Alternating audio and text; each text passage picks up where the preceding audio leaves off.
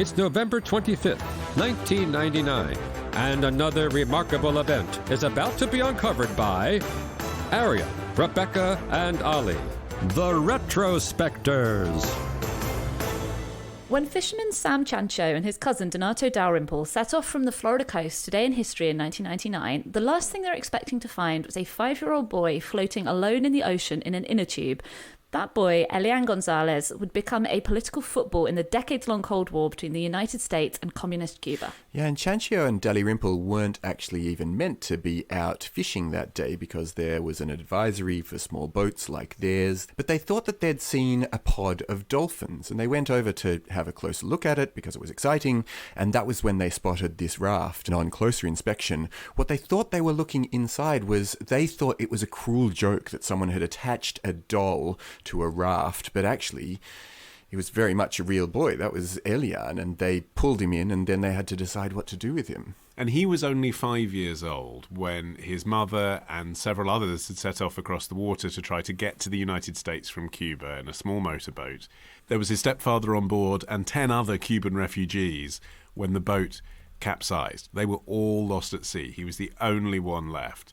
It's a political situation almost immediately, because Cubans arriving via boat had been happening for decades, but it had declined during the 1990s. So we're in 1999 now. Fidel Castro is still the leader of Cuba, but Bill Clinton's the president of the USA.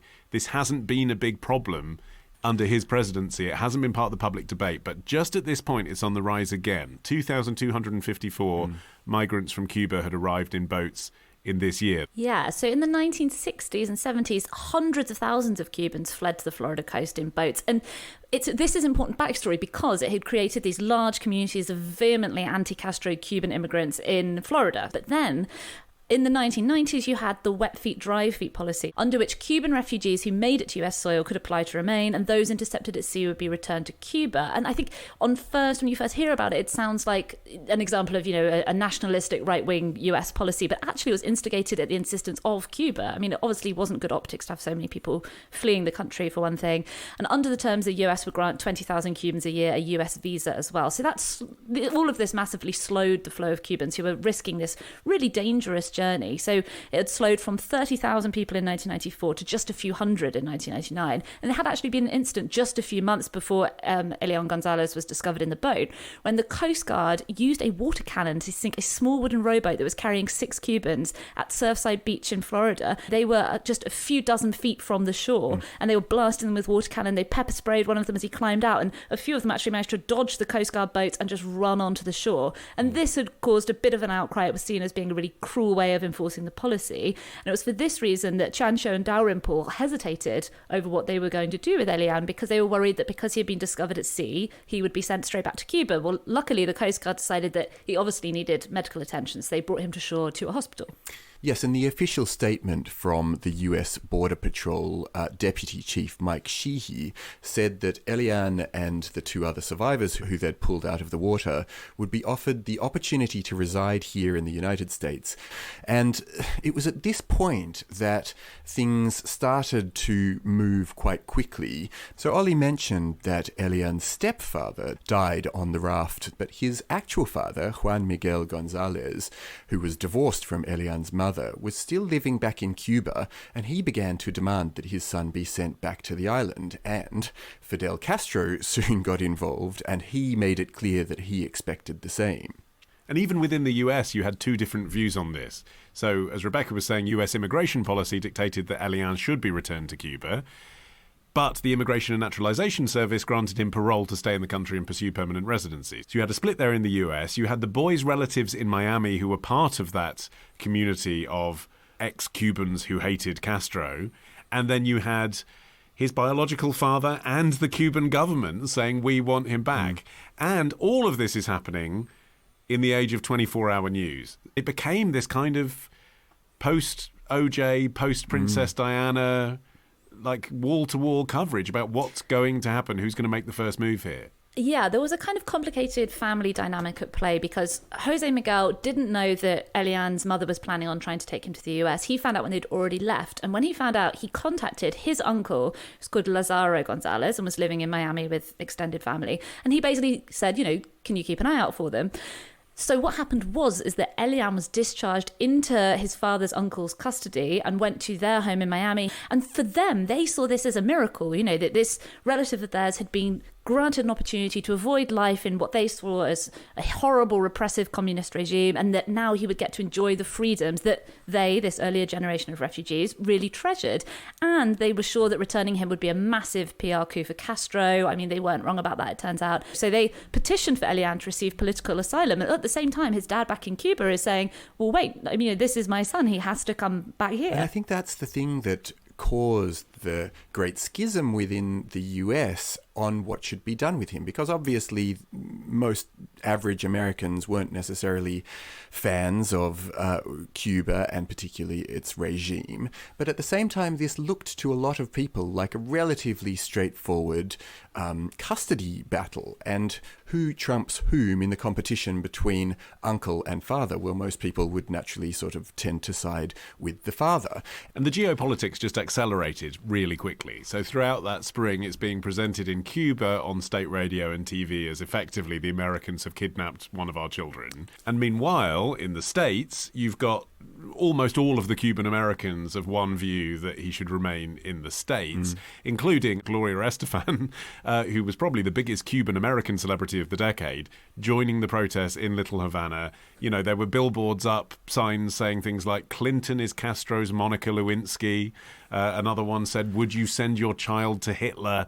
So then later in April, on the 22nd, the whole drama came to a head at 5:15 in the morning when, on the orders of the Attorney General, Janet Reno, federal agents then burst into the house where Elián was living. The raid was codenamed Operation Reunion. Operation Propaganda Disaster. Yeah, it should have been. Yeah, because there was a picture that was taken, and you've probably seen it. There's a federal agent who's pointing his MP5 submachine gun at Elián, whose face is just frozen in this sort of expression of total terror. And the fisherman who had rescued him is also there, and they're cowering in this closet.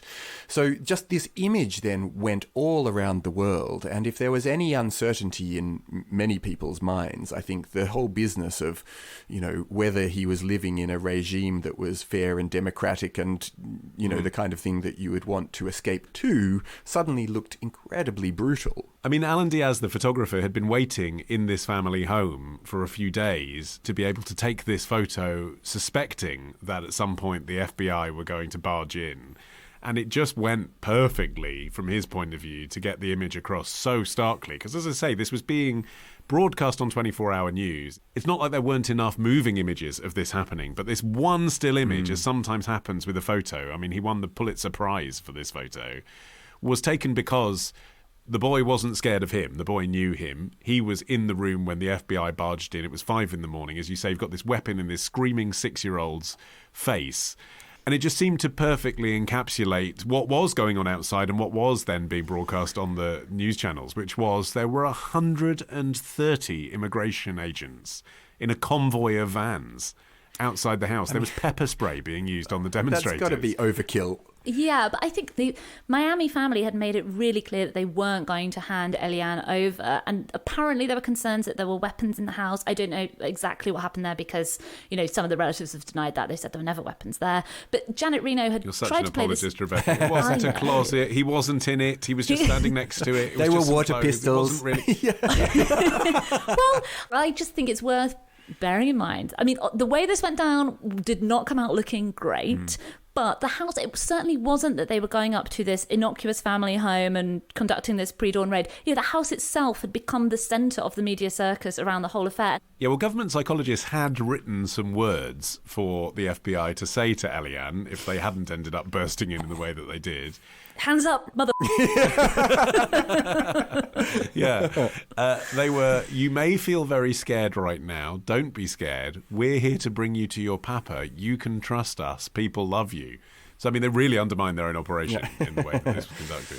Well, so he was eventually taken to Andrews Air Force Base in Maryland. There he was reunited with his father and then taken back home, where he was honestly treated like a rock star. The Washington Post columnist Eugene Robinson said that Fidel so doted on Elián, when he first was returned to Cuba, he joked that he had finally found his successor, which made me think of poor Raul Castro waiting in the wings. Going, like, come on, man, what have we been talking about all this time? And so another week of retrospecting ends. But next week begins a day early at Club Retrospectors. Join us now to get an exclusive episode every Sunday. Patreon.com/retrospectors. Part of the Acast Creator Network.